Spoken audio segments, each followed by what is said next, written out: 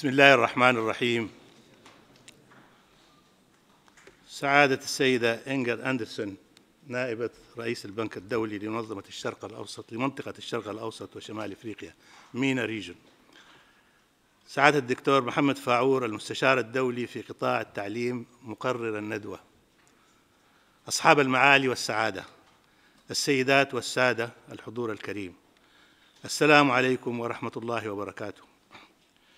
يسعدني أن أرحب بكم جميعاً باسم الصندوق العربي للإنماء الاقتصادي والاجتماعي، ونيابة عن معالي السيد عبد اللطيف يوسف الحمد المدير العام رئيس مجلس الإدارة، والذي كلفني بنقل تحياته لكم جميعاً واعتذاره لعدم تمكنه من حضور هذه الندوة ومشاركتكم بسبب ظروف طارئة تطلبت وجوده خارج الكويت. وأتقدم لكم بالشكر والتقدير على تلبيتكم الدعوة والمشاركة في هذه الندوة الهامة، وأرحب بمشاركة البنك الدولي في تنظيم هذه الندوة في إطار سلسلة الندوات المشتركة بيننا، والتي درجنا على تنظيمها بصفة دورية في مقر الصندوق العربي. التحية والتقدير لضيوفنا الكرام من خارج الكويت، متمنين لهم طيب الإقامة في بلدهم الثاني الكويت، والتي رحبت بهم بطقس جميل هذه الأيام، والخير على قدوم الواردين. ولا يفوتني كذلك أن أتقدم باسمكم جميعاً بالشكر والتقدير إلى سعادة الأستاذ الدكتور محمد فاعور لتكرمه بقبول الاطلاع بمهمة مقرر ومحرر الندوة، فله منا جميعاً الشكر مع تمنياتنا له بالتوفيق. حضرات السيدات والسادة، إن اختيار موضوع الندوة جاء من وحي تجارب الصندوق العربي في العمل الإنمائي، ومن خلال تلمس بعض جوانب القصور والتعثر في الإنجاز أحياناً بسبب نقص الكوادر المتخصصة والقادرة على الاطلاع بدور الفاعل في دعم مسيرة التنمية الاقتصادية والاجتماعية في مختلف التخصصات والقطاعات. ولهذا فقد استهدفنا بهذه الندوة البحث في أوضاع التعليم في الوطن العربي، والتركيز على علاقة مخرجاته بسوق العمل، والنظر في أوضاعه وصولاً إلى المقترحات والحلول التي من شأنها تحسين المنظومة التعليمية وتمكينها من تلبية احتياجات البناء والنمو. حضرات السيدات والسادة، لا يخفى عليكم أن معدل البطالة في الدول العربية ككل يبلغ حالياً حوالي 17%، وهو من أعلى المعدلات بالمقارنة مع المناطق الأخرى في العالم، وعلى الأخص تركيزها بين الشباب المتعلم، حيث أن 1 من كل 4 عاطلين عن العمل متحصل على شهادة جامعية، ولكن أي شهادة. ومن شأن هذا الوضع أن يعكس آثاراً سلبية على المجتمع، حيث أنه يشكل مصدراً للإحباط وعدم الثقة بالمستقبل، وبالتالي مصدراً لعدم الاستقرار الاجتماعي والسياسي، وذلك فضلاً عن أنه هدر لرأس المال البشري، ودليل على وجود عوائق تمنع المؤسسات التعليمية من تحقيق أحد أهم أهدافها، والمتمثل في تقديم المهارات والمعارف اللازمة للاقتصاد والمساهمة في رفع الإنتاجية والنمو. ورغم الإنفاق الهائل على التعليم وزيادة نسب الالتحاق به، إلا أن الإنجازات في نوعية التعليم ما زالت دون المطلوب، بل أقل من المتوسط العالمي، كما هو معروف من نتائج الطلاب العرب في المناظرات الدولية في العلوم والرياضيات بالتحديد. وخير دليل على ذلك هو عدم ظهور أي جامعة عربية في قائمة أفضل 300 جامعة في العالم، وما زالت الدول العربية بعيدة عن الاستجابة للمعايير الدولية، خاصة بالنسبة للتعليم المهني والعالي، وهو ما يجعل الطلبة غير مسلحين بالمهارات والمعرفة اللازمة للعمل، ويسهم بذلك في اتساع الفجوة بين التعليم وحاجات أسواق العمل. حضرات السيدات والسادة، إن القضية الرئيسية في ضعف العلاقة بين التعليم وسوق العمل في الدول العربية تتمثل في نظرنا في عنصرين هامين. الأول هو تواضع نوعية التعليم، والثاني متعلق بضعف قابلية تحول المعرفة والمهارات المكتسبة للاستخدام في إنتاج الثروة وتحسين الكفاءة الإنتاجية. ففي جانب النوعية لا يخفى عليكم أنه نتيجة للضغوط الديموغرافية الكبيرة السكانية الكبيرة والسباق المحموم بين الموارد المحدودة والطلب المتزايد على خدمات التعليم ورفع الأهداف الكمية على سلم الأولويات على حساب نوعية التعليم، فقد فشلت برامج إصلاح التعليم في إكساب الطلبة المهارات والمعارف والقدرات المطلوبة لزيادة الإنتاجية وخلق ميزات تنافسية جديدة من خلال التجديد والابتكار. وبات الحصول على الدرجة أو الشهادة الجامعية هدفاً يتباهى به حامله في المجتمع وليس وسيلة للبذل والعطاء. وقد بيّن استطلاع للآراء ضم 9 دول عربية بأن ثلثي الطلبة المستجوبين يعتقدون بأن المهارات والمعارف التي اكتسبوها لا تؤهلهم بشكل لائق للالتحاق بسوق العمل. في الطرف المقابل يعتقد غالبية أرباب العمل في الدول العربية بأن عدداً كبيراً من المهارات والمعارف المطلوبة غير متوافرة في أسواق العمل المحلية. ومن هذا يعتبر تحسين محتويات التعليم ونوعيته وتنوعه من خلال تعديل المناهج وتحديثها باستمرار وربطها بالحاجات الفعلية لأسواق العمل هدفاً رئيسياً يتطلب تجديد الوسائل التعليمية وتحسين إعداد وتكوين المدرسين والنهوض ببيئة عملهم. ولا شك أن تحسين نوعية التعليم يرتبط كذلك بطبيعة الحوكمة داخل المؤسسات التعليمية وطريقة اتخاذ القرار فيها ومدى خضوعها للرقابة والمساءلة. وفي هذا الشأن فإن عدداً كبيراً من المؤسسات الجامعية العمومية التي تمثل غالبية تلك المؤسسات في الدول العربية لا تعمل وفقاً للمعايير الدولية المتعارف عليها، وتتسم غالبيتها بالانغلاق عن محيطها الخارجي، وتخطط برامجها ومناهجها دون مشاركة قطاع الأعمال والمجتمع المدني. وهكذا تظل العلاقة بين المنظومة التعليمية والنشاط الإنتاجي منعدمة.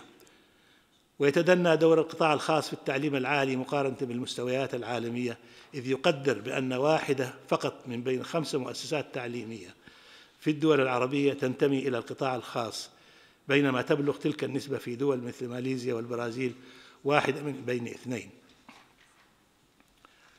وعلى الرغم من تطور عدد المؤسسات التعليمية الخاصة في عدد من الدول العربية مؤخراً، إلا أن تلك المؤسسات ما زالت حديثة العهد نسبياً، وفي معظم الأحوال لا تخضع لرقابة صارمة على مستوى المعايير الأكاديمية، ولا تجد الدعم والتشجيع المناسب من إدارات التعليم في الدول، بل تعاني من صعوبات إجرائية تتعلق أحياناً بالحصول على الأراضي والتراخيص وغيرها من الإجراءات الإدارية. إن دعم وتشجيع مؤسسات القطاع الخاص في التعليم لا يعني بالضرورة التخلي عن دور الدولة في دعم التعليم واكتساب المعرفة، بقدر ما هو ترشيد لذلك الدور من خلال تحفيز مشاركة كل الأطراف الفاعلة من مؤسسات قطاع الأعمال والمجتمع المدني ومؤسسات التدريب والتعليم المهني، وإيجاد آليات لدعم تمويل التعليم العالي وتقريبه من متطلبات أسواق العمل، وتشجيع المؤسسات التعليمية على تكوين الشراكات والتحالفات مع مختلف الأطراف الفاعلة محلياً ودولياً. كما يمكن أن يكون للدولة دور فاعل في تعميم تصنيف الجامعات لتحفيزها على تحسين أدائها، على أن تكون قدرة خريجيها على التوظف معياراً من معايير التصنيف. السيدات والسادة، الحلقة الضعيفة الأخرى في العلاقة بين التعليم وسوق العمل تتمثل في المعرفة والمهارات غير القابلة للتحول لكفاءات إنتاجية ومصادر القدرة التنافسية competitive use of knowledge. هذا العامل مرتبط ارتباطاً كبيراً بنظام الحوافز في الاقتصاد. ولا يخفى عليكم في هذا الخصوص أن منوال التنمية المتبع في معظم الدول العربية كان ولا يزال يعتمد على هيمنة الدولة في الاقتصاد وعلى عقد اجتماعي يقوم على الدعم والإعانات ومجانية التعليم والتوظيف في القطاع العمومي.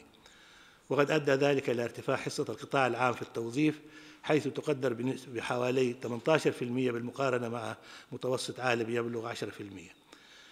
وقد ساهمت الإشارات الخاطئة والسياسات المتبعة خاصة من حيث ارتفاع أجور القطاع العام بالمقارنة مع أجور القطاع الخاص بحوالي 30%، فضلاً عن الميزات العينية الأخرى ساهمت في زيادة معدلات العاطلين الذين يفضلون انتظار التوظيف في القطاع العام على العمل في القطاع الخاص. وأدى ذلك أيضاً إلى تكريس المنظومة التعليمية لإعداد المتخرجين للعمل في القطاع العام. وفي ظل هذا النظام الذي لا تتماشى فيه الأجور والميزات مع الأداء واكتساب المهارات، أصبحت الشهادات هي المعيار الأساسي للتوظيف، مما أدى إلى ظاهرة السعي المفرط للحصول على شهادات أعلى استجابة لاحتياجات التوظيف، وليس سبيلا للمعرفة واكتساب المهارات. وبالتالي يمكن القول بأن ذلك كله نتج عنه هدر رأس المال البشري، وعدم تنمي المهارات المطلوبة مثل الابتكار والمبادرة والإبداع والقدرة على حل المشاكل، وعدم توافر الاختصاصات التي تحتاجها أسواق العمل، حيث نجد أن حوالي 60% من إجمالي خريجي الجامعات من اختصاصات العلوم الاجتماعية والإنسانية والإدارية، بينما 40% فقط في مجال الهندسة والعلوم التطبيقية. كل هذه الإشكاليات تستوجب حلولا مبتكرة واقتراحات عملية، سواء في السياسات أو في التطبيقات، وهو ما نصبو إليه من خلال عقد هذه الندوة. أيها السيدات والسادة، في الختام لا يسعنا إلا أن نتطلع إلى حوارات علمية مثمرة حول قضايا التعليم ومخرجاته، والتي في تقديرنا هي من أهم مشاكل دولنا العربية، آملين أن تتمخض مداولاتكم عن مقترحات وتوصيات قابلة للتطبيق. وأكرر مرة أخرى الشكر والتقدير إلى كل المشاركين في هذه الندوة لتشريفنا بالحضور والمشاركة، كما أتوجه مجددا بالشكر والتحية إلى البنك الدولي على جهوده في التعاون معنا في تنظيم هذه الندوة، متمنيا للجميع ولكم ولمداولاتكم التوفيق والنجاح، والسلام عليكم ورحمة الله.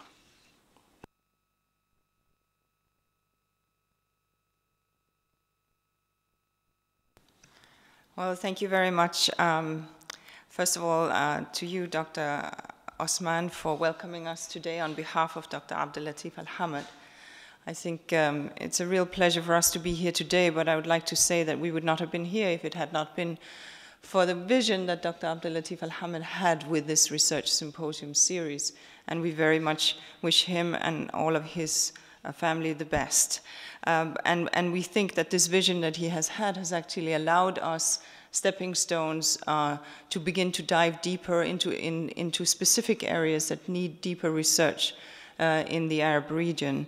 And for us, it has been a real privilege to accompany that process throughout the years as we have looked at research opportunities. We would also like to thank the Arab Fund for the very kind hosting and leadership. We know that you have taken this very seriously, and many colleagues in the fund have worked incredibly hard to make this happen here today. So thank you very much for that. We believe that this symposium allows us an opportunity that is really unique to reflect on education and employability, and on the challenges that are facing many of the countries around the world, but especially in the Arab world. And I want to commend you for your speech, Dr. Osman, because you were very honest and spoke a lot of truths that at times are difficult to say in our region. But with the lead that the Arab Fund has taken in calling truths and having facts on the table, I think it can allow us today for a very honest discussion so that we can begin to look at what the solution needs to be on the issue at hand, namely that of education and employability in the Arab world. In the past couple of years, the World Bank have issued a number of reports, and we've tried to add our voice to the complexity of the analysis that is needed, or to the analysis that is needed. One was 2013 Jobs for Shared Prosperity. We issued a report on jobs and privileges in this year. And soon, next year, we will have a report come out on trust, voice, and incentives in service delivery. All of these try to look at the employment challenge, the employability challenge, the education challenge from different lenses. I want to make just 3 points in this little talk here. First, I'd like to speak about the MENA labor markets, which we see are very inefficient and inequitable. We see, as you've said, Dr. Osman, human resources essentially go to waste. We know that MENA suffers from the lowest labor participation across all regions, and we know of no region that can move and develop without broader labor participation. In fact, we have 50% of our population is economically inactive, and 3 out of 4 women of working age are outside the labor market. That does not bode well for a society that needs to move forward and develop, and more than half of the MENA region's youth are jobless. Either they are not working or they are not in school. So that's not a situation where we are really seeing the region use its labor resources. At the same time, we know that jobs that offer a good income and benefits are often not very productive and are inequitably distributed. We see that the private sector jobs are predominantly informal, and as you rightly highlight, young people prefer to wait for a government job than actually go into the private sector, because we see a skewing of the benefits towards public sector employment, which is not a long-term sustainable solution, and obviously not create productive economies. And we see a social contract particularly in relying on privilege, on access, on wasta, so that public sector employment is in many cases a function of not what I know, but who I know. And that clearly is not what will bring the best forth in the various jobs, nor is it the manner that will be very inspirational to the young people who enter the job market. And so we know this very high joblessness amongst the graduates. This is a well-known topic of many research papers. And we also see in the Gallup poll, the Gallup poll of 2013, shows that the majority of MENA citizens believe that jobs in the public and private sector are in fact distributed on the basis of connections, on the basis of wasta. So we have this sense of it is not fairly distributed, it does not really matter what I study, it matters more who I know.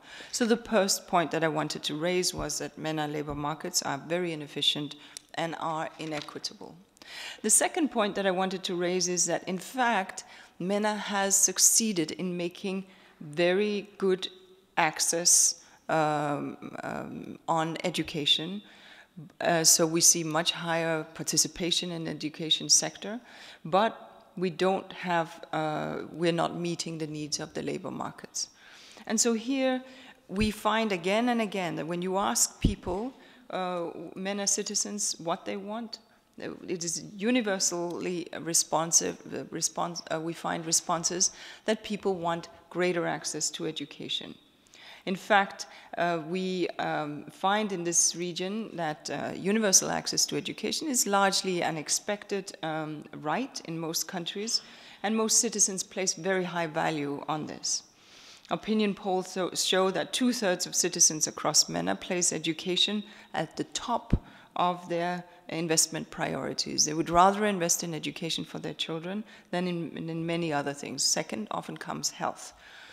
And survey shows also that about 40% of the MENA citizens, in average, but 60% in Yemen, and in Egypt and Morocco, to less than 20% in Bahrain, UAE, and Qatar, around 40% in average, are not satisfied with the quality of the education that their children receive. So we find that there is a knowledge that I send my child to school every morning, but there's also a sense that what my child learns is not satisfactory. 40 to 60%, 40 on average, believe that this is so. And surveys also suggest that MENA citizens engage very little to demand accountability. So there is a conundrum here. People feel that their children are not learning, but people do not step up and protest and demand that their children must learn more. So what is at stake is what we should discuss. And as you've also highlighted, Dr. Osman, educational quality, even if we look at TIMSS or at PISA, we've shown that this is a challenge to a different degree, whether it's varies slightly between public and private, as you rightly mentioned, but we see that the schools in the region fall far short. And at the same time, we know that principals of MENA schools report teacher absenteeism and shortage of instruction materials as a significant problem across the educational system here. We do have points of light. There are successes that we are aware of, islands of excellence where communities or schools or motivated leaders have stepped up and produced better results in the middle of an adverse system. And those we will hear more about today, and begin to dive deeper as to what did it take to make those differences. So the second point then that I wanted to make was, yes, we have made achievements in educational attainments, but the quality of what we have achieved falls way short, and we are not meeting what the labor market demands.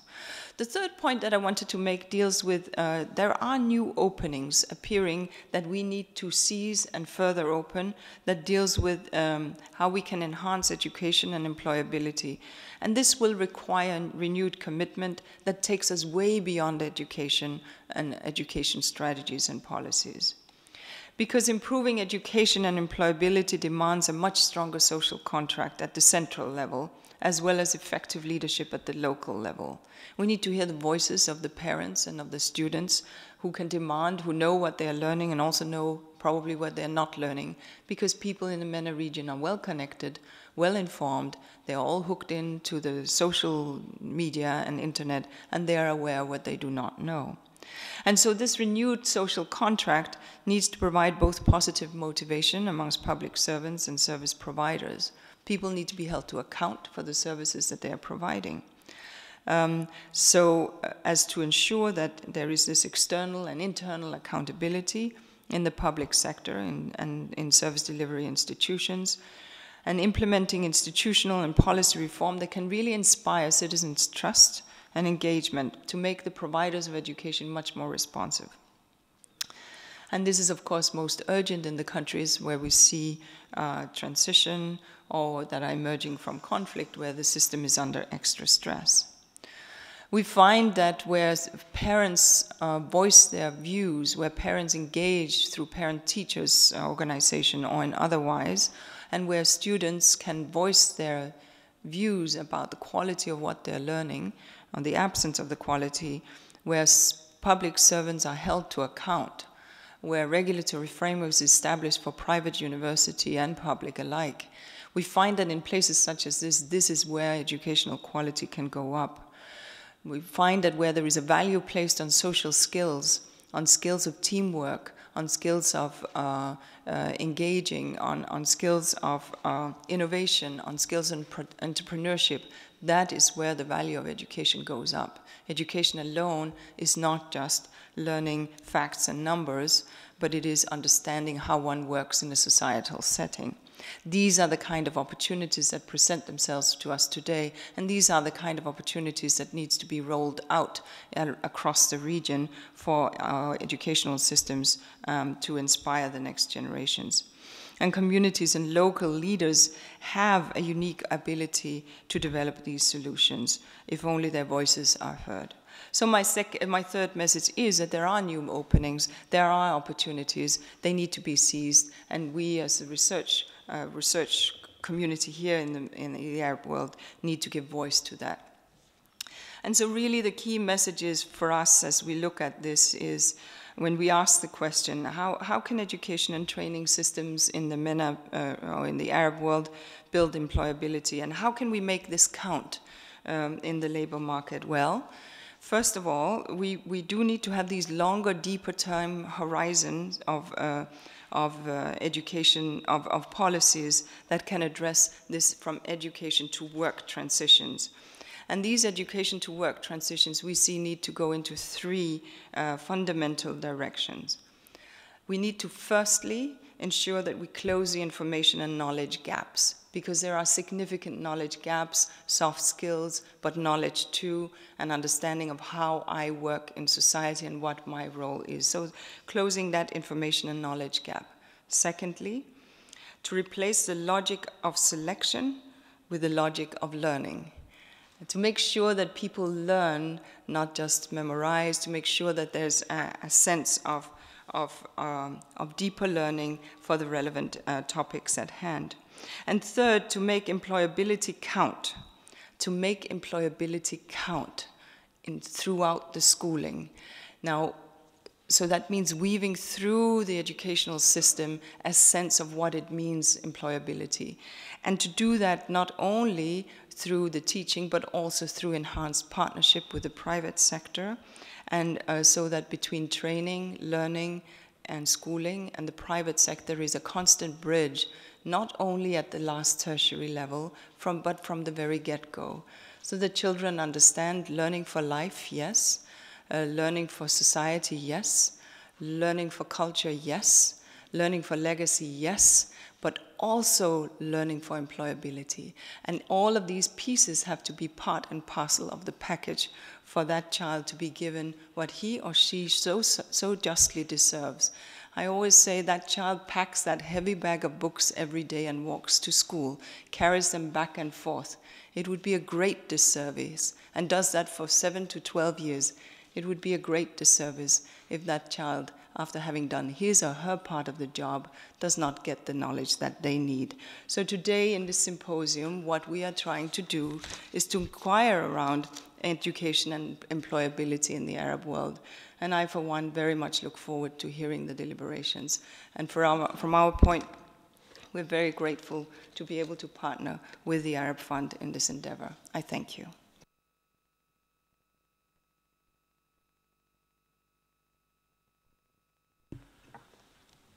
Thank you very much. Thank you, Madam Inger. I think we have tried to be as much as possible on time and try to, because we have squeezed this symposium to 1 day instead of 2 days. So the program is so long and the agenda, there is a lot of to be said and to be discussed actually. So we start the first session now. We leave the floor to Madam Inger Anderson to lead the discussions, the presentations. Thank you. Thank you very much. We're going straight into the first session, and I'd like to invite Juan Manuel Moreno, who is lead education specialist at the World Bank Education Practice, to come up here. And also I would like to invite Dr. Ragoui Assad, Professor of Planning and Public Affairs from University of Minnesota, to also join us at the table. Thank you, Dr.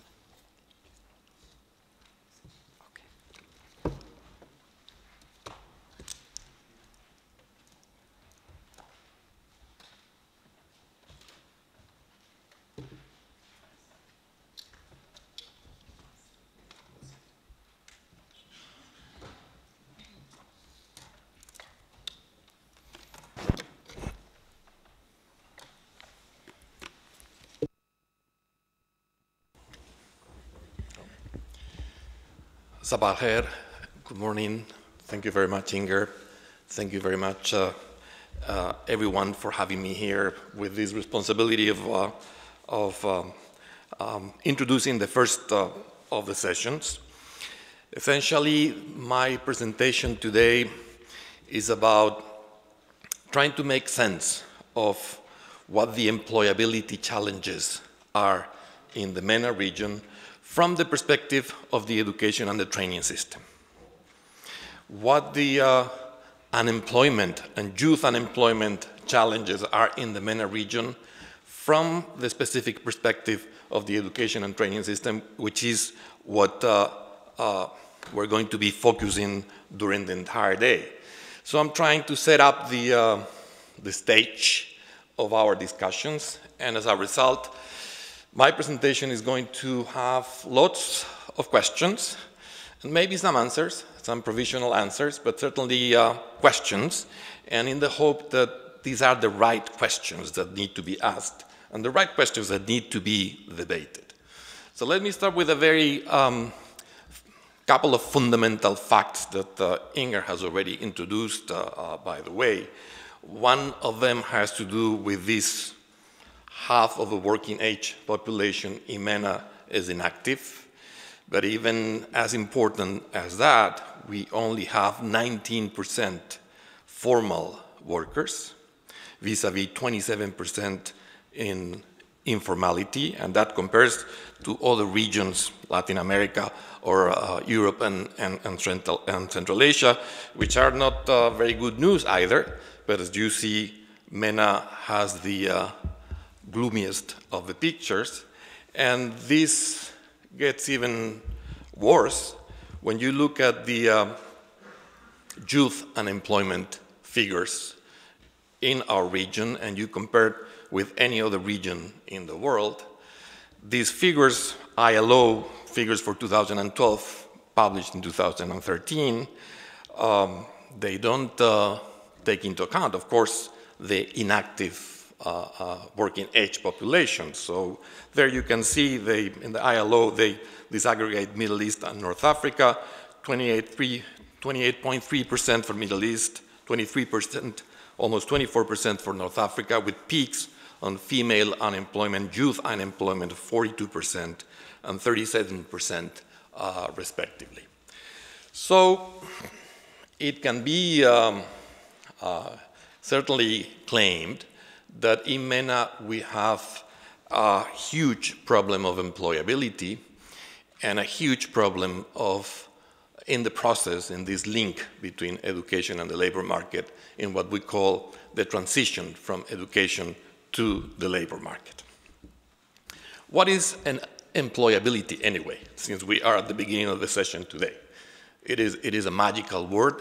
Everybody talks about employability, and essentially it is just the capital of the skills and competences that anybody has and that allows that person to become employable, therefore to aspire to get employed, to get a position in the labor market. Those skills and competences are normally signaled by academic credentials, academic certificates, and professional qualifications, which are acquired within the education and training system. Those skills and competences can be short-term, job-related, they have to do with a job, or they can be long-term, what we call the soft skills or the non-cognitive skills, which are going to keep you employable throughout your life. So you have skills and competences which are like yogurts. They have a very short expiration date. And you have skills and competences that have a very long expiration date, a lifelong validity.